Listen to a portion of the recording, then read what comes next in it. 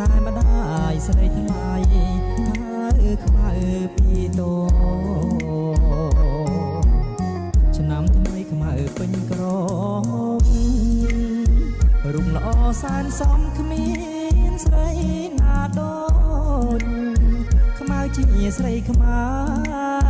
គ្រប់លក្ខសំស្លូប្រាជ្ញាក៏ឆ្លាតស្ដាប់ពីម៉ែថ្ងៃនេះបញ្ចូលឆ្នាំថ្មីបងឃើញខ្មៅស្រីអូនរៀបចំផ្ទះ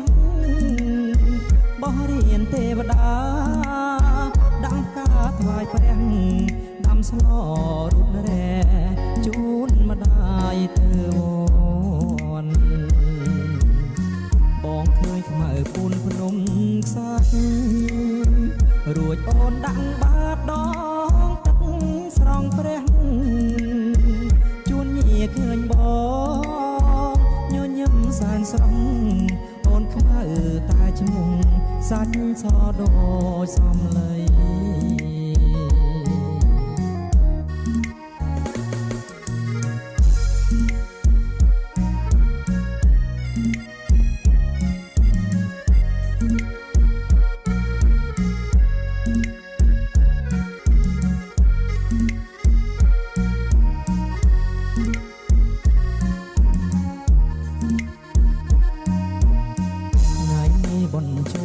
ឆ្នាំថ្មី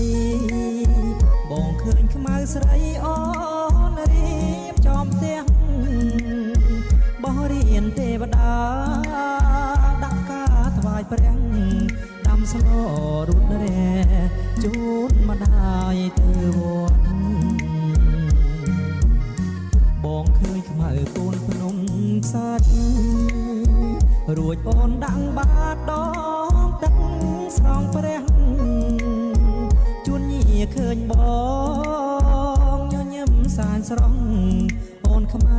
តែឈ្មោះសាច់សដូចសំ